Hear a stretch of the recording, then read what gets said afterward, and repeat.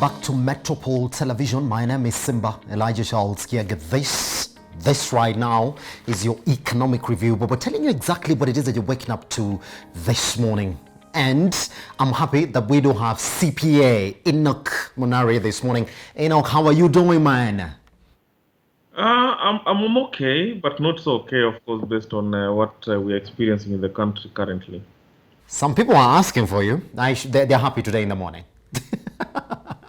Finally, it's been a while. June was a busy month for us, and we've been trying to settle down, but I'm glad that we're now back. Fantastic. Okay, let's get into it. Kenya Airways has resumed domestic flights on July 15th amid strict measures to prevent spreading of COVID-19 after halting operations for 99 days. Now, the two inaugural flights were made from the Jomo Kenyatta International Airport, JKIA, into Nairobi to Mombasa and Kisumu at 10 a.m. and 10:30 a.m. respectively, marking the official return of operations at the airline. But for travelers, the environment at the airports and aboard aircrafts has changed due to the drastic steps that have been taken to prevent the spread of the disease. All right, now let's listen in to this interview, and then after that we come back and really talk about it this morning.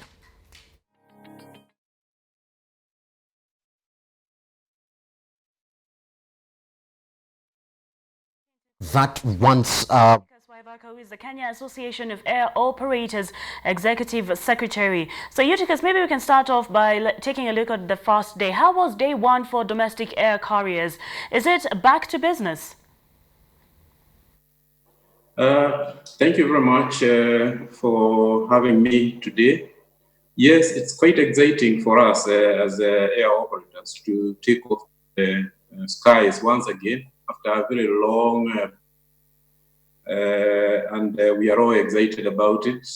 Quite a lot of movement has taken off today domestically, and we hope things will continue that. So is it back to business? It's not quite back to business, but it is a startup. Business will obviously, there is quite a bit reluctance about people wanting to fly because of they don't know the risks of COVID. That's it. So he's saying it's not back to business, but it's just a startup. Now, Enoch, let's understand where KQ finds themselves this morning as regards the resumption of air travel. So somebody want to ask you, how does this airline, that's KQ, reinvest moving forward, even as they resume? Because I have the facts for you this morning. Enoch, for you to move to Mombasa from Nairobi today, your one-way ticket is going to cost you 4,815. You're pretty much paying almost the same as you're paying on bus and SGR to go to Mombasa. What is going to be their reinvestment strategy now? Well, thank you so much. I think it's exciting to us Kenyans, considering that we've had a period of a lot of uncertainties since March, and people have been crying that we need to see the economy being opened up, and this is a big step towards that. But we cannot just look at the airlines as an independent business.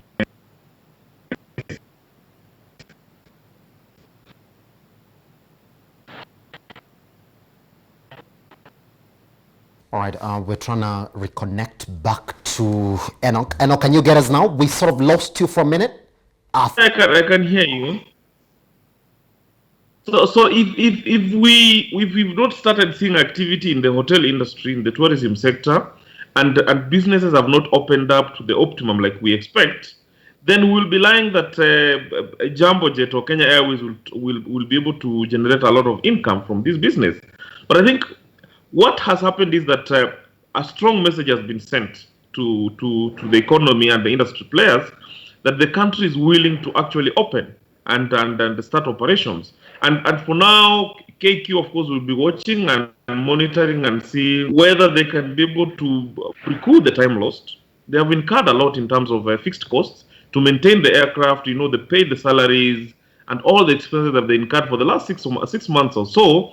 They just hope that quickly we can be able to have the economy back on its feet. We can be able to have tourism running smoothly in the coast and the other regions, so that they can be able to have enough numbers to move around. Because currently, The number of people that they probably move in a week or two are people just trying to run away from Nairobi to their villages. Because someone jokingly said that our friends from Kisumu can now be able to go home. I mean, their cessation only ended yesterday, so they can now be able to go home. So it's still, we still have not gotten out of the woods yet. The challenges still remain. The airlines will have very few numbers in terms of movement. People are still fearing. I can only imagine that there's also social distancing within the aircraft, so they're not carrying enough people. So if they're carrying half the number of people at the same price that they were doing before we closed down, they'll still be making losses.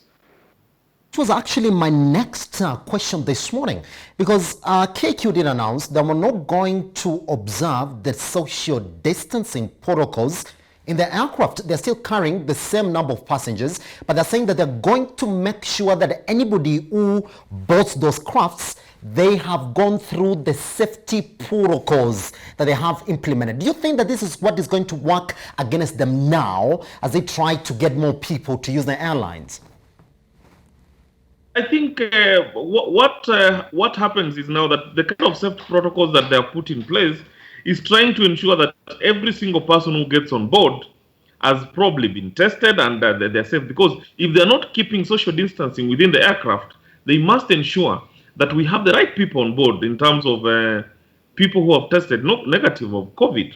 But again, there's also a bigger challenge, that what if we have a spike of the cases from these airlines? What if we end up in a situation whereby, and we were talking actually about it yesterday, you get tested in the morning, you go for your certificate in the afternoon, but on your way back home, you get the virus. You have a certificate showing that you are COVID negative, but actually you have the virus, and you may actually end up transmitting that to your fellow passengers. So we have to really be careful. We don't want to end up in a situation whereby excitedly we open up our airspace, then within 3 weeks or a month, we close down again because we've not put the right safety procedures, safety measures that can be able to ensure that the passengers are safe, and the places where they're traveling to, actually they don't end up infecting more people in those places. Najib Balala finally, therefore, on this topic says that he's very happy that local flights have resumed and is urging Kenyans to promote local tourism. So he's imagining that you and I are going to board KQ and move to Lamu, Malindi, Mombasa and Kisumu and Turkana so that we can actually promote local tourism in the country. But now I want to ask you though, we're still waiting for 1st of August to resume international flights.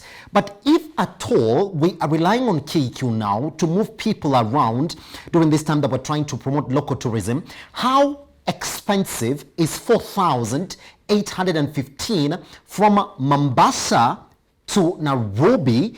And when you compare that with other modes of transport that are available now, given the fact that they're trying to sort of entice people to use it?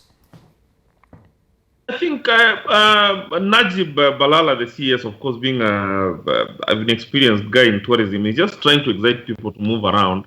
But again, we're sending a wrong message, because at one point, the CS help stands up and tells you that you really have to observe the Ministry of Health protocols in terms of social distancing and all those things. Then you also have, at the same time, another CS telling you that he wants you to move around. He wants you to promote local tourism by, of course, boarding these planes. So it's a bit of a situation whereby the government is speaking a different voice from the different CSs. But on the issue of the price, I, of course, feel that 4,800 shillings is a fair price, considering the time it will take you in a flight from here to Mombasa. I mean, how much do you pay for SGR? And it takes you around 5 hours to get to Mombasa. How long does it cost you to take a bus? A bus probably right now it's costing around 3,000 shillings. And you will stay the whole day on the road to Mombasa. So 4,800 shillings for a one-way ticket is a fair price. And for the Kenyans who are fond of using our local flights, Fly 540 and Jumbo Jet and KQ, of course they'll be excited to use them. But again, we have to send a very strong warning to them that we are not out of the woods yet. They really have to be careful, because you will have to take a taxi to the airport. You will have to sit in those benches at the airport. you'll have to go through those screening machines at the airport.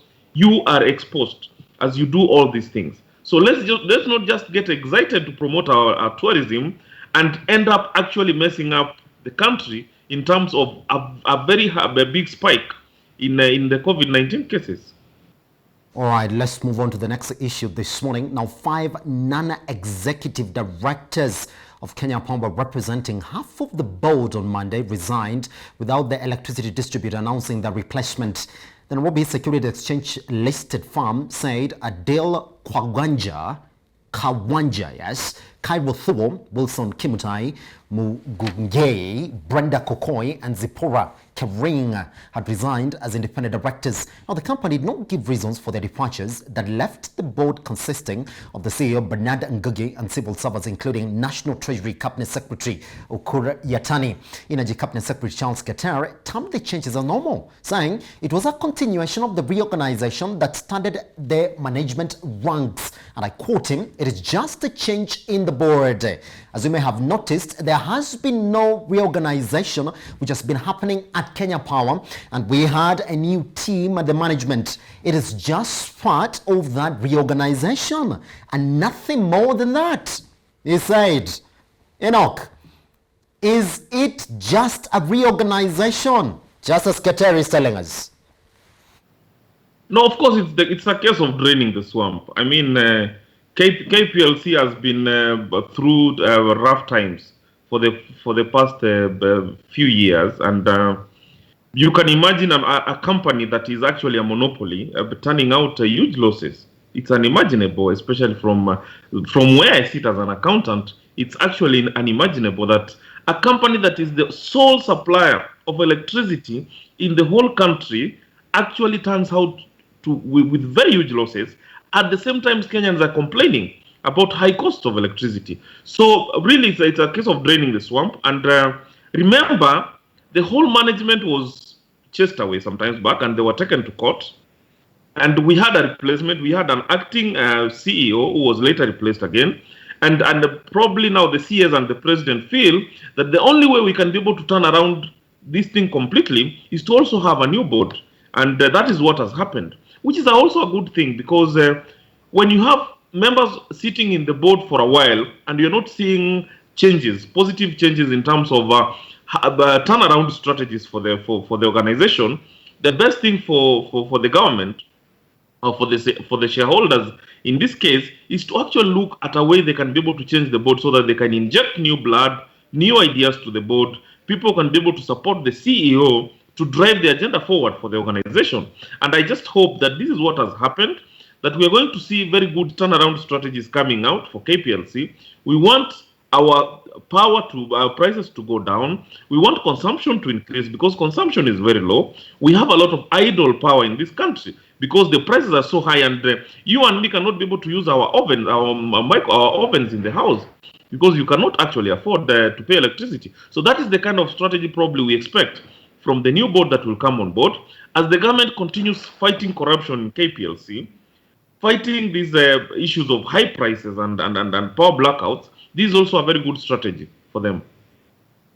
You and I were in this studio when we spoke about probably now saying that the new guy at that seat, Bernard Ngugi, who comes from the procurement department, would have turned around this entity because he came from within the organization. He knew exactly where the expenditure was going. He knew exactly what the company could do differently in terms of procurement and also in terms of sustaining its expenditure. It looks as if he has not, Enoch. Are you pointing again this to management? There's something I told you that time, that when you appoint an insider to a high position, there is high probability that you cannot be able to get changes because this person has been part of the system who has actually benefited from the rot in that system, and expecting that person to come out with radical changes may actually not work. And we also had issues on the role that Bernard Ngugi played in the arrest of the other guys. And it's the same case with KRA and the new Commissioner General. You may actually not be able to see so much coming out of him. And in any case, in management, it's not about the CEO. It's about the CEO and the team around him and the kind of cooperation and how they work together. So if the CEO at the top is not someone who actually interacts well with the line managers, he may not be able to get a lot of results because there can be a lot of sabotage. And probably he has already communicated this to the authorities that I'm having a challenge with the board because every strategy that I'm sharing to the board, because the board has to approve, I'm getting a lot of resistance. That is why probably you've seen them change the board so that he can be able to have support of the board, support of the management, to be able to implement his vision for the organization, because he has a vision for the organization as the CEO, and I'm pretty sure that he also wants to achieve that. So he felt that probably we can be able to have a change in the board. I can be able to have an easy way of sharing and selling my vision to the new board members, and they can be able to support me. So we just wait and see. But as we've said, there's no magic that he's going to come up with. I mean, he has been in the system for a long time. He understands how the system has been operating. He knows the cartels. He knows how the cartels actually fight back, because that's where people feed from. So he has to really be careful on how he handles all of these things in a way that he actually has to look for a way of turning around the organization over time without having to clash with people. Enoch, I just want you to speak to anybody listening to you this morning. We've seen exactly what Ukur Yatani, in conjunction with different task forces, are doing in the country. I want to take you back to what happened to them, the sugar task force report. Now, we do understand that all the sugar companies in the country, their debts have been wiped off by the government. KQ as well, they have been renationalized as well. How integral is Kenya Power? And this is a company that has been turning in losses. Do you think that we're headed the same way? What we're saying, that the government is coming in just to get a hold of the company and move it forward, the same way we've seen it do to other entities as well? A possibility, because KPLC is an integral service provider in this economy. I mean, we cannot talk of success in manufacturing without talking about electricity supply. We cannot talk about a 24-hour economy without talking about electricity supply, and not just the supply, but at a very affordable cost. So the government knows this, and the government also realizes that they are partly to blame for the woes that are facing KPLC, because remember, it's not KPLC that sets the prices. It is actually the government that sets the prices of electricity. The same government split the original KPLC to very small entities that are actually selling idle power to KPLC. KPLC has to pay for the idle power as much as they don't have consumption going out. So the government realizes that they have to do something. And probably if the government can be able to come in, handle the issue of the debts in KPLC, not just that, and look for a way of ensuring that KPLC gives us a good service at an affordable price and the organization is profitable. That is the most important thing. Otherwise, the government can take over KPLC like it has NHIF and all the other entities and offer electricity as a service to the public at zero profit or at very marginal profit, because it's a key service that we need in the economy for us to be able to grow as a country. That is something that the government probably will consider, like they have done for the sugar industry and Kenya Airways. Pretty much. All right, now let's move on. The Nairobi Securities Exchange shares were the top losers of the day during Tuesday's trading. Now, the stock hit an all-time low of 6 shillings and 50 cents with 122,300 shares traded. At the end of trading, NSE share of 8.33% of its share price to close at 6.6. Now, this compared to Monday's close of 7.2. 1-week performance of the stock shows a 16.24% share price depreciation. Now, the NSE stock has depreciated by 15.6% over the last 1 month. A total of 259.5 million NSE shares are listed, making up a market capitalization of 1.701 billion shillings. And the financial year ended 31st December 2019, the NSE's net earnings dropped by 58% to 80.1 million shillings compared to 2018's of 190.7 million. Now, Enoch, somebody is asking you this morning that was this drop a result of a 9% decrease in revenues emanating from a 12% 12% decline in equity trading turnover.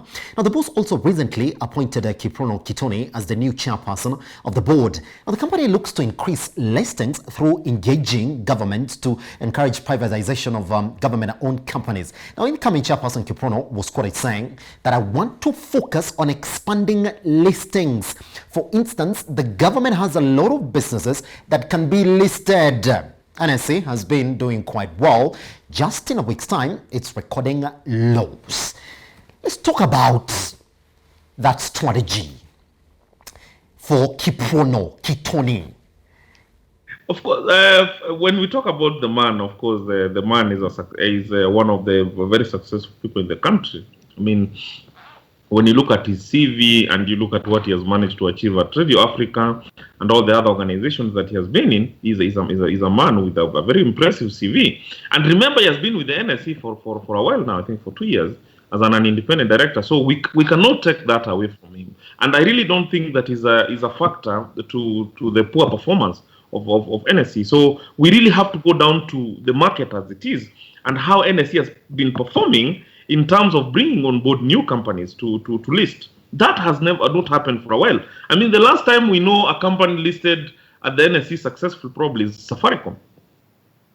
Mias tried at one point and it was a failure. And we've actually seen even some organizations getting privatized and moving out of the board. So those are the challenges that Kiprono has to handle currently. And he is actually very right that if you can be able to list some of these government entities that the government owns, that the government jealously has been guarding and holding, if you can be able to make them public, that can bring a lot of activity in those organizations and a lot of transparency, and we can be able to see activity in those companies. I mean, that is the best way to move forward. So we have to give Kiprono time as the chairman. He's not the CEO, he's just the chairman. So we hope that he can be able to lead the board in a way that they can be able to advise the CEO in a good way so that they can move forward. But right now, it's actually the wrong time to judge someone at the NSE, considering how the market has been performing since March. We've had a slump in business activities.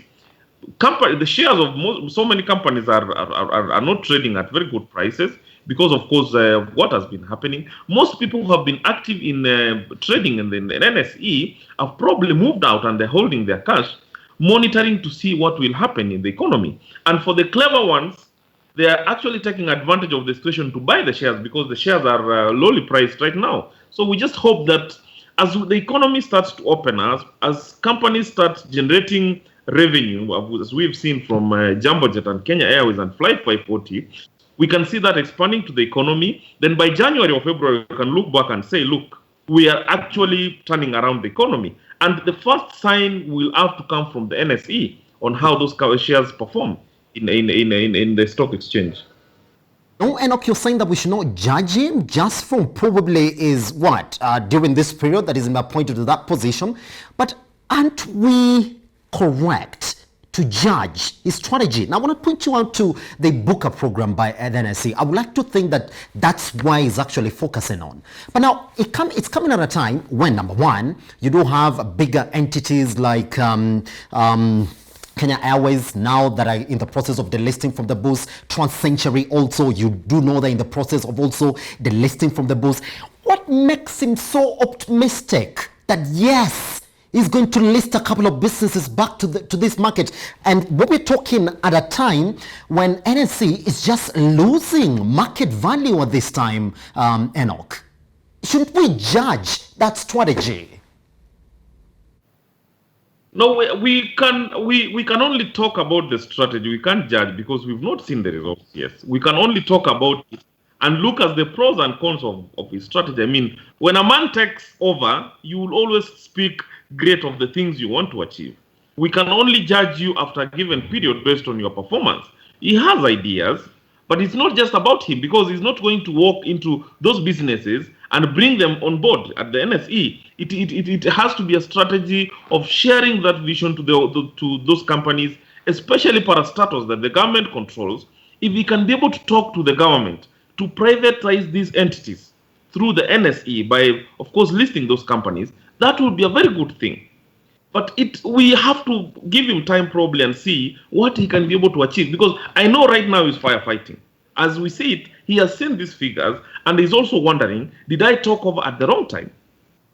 Could I have waited until probably end of next year, then I take over? Am I going to be judged as a failure on the basis of how we are performing currently in terms of the price of the share?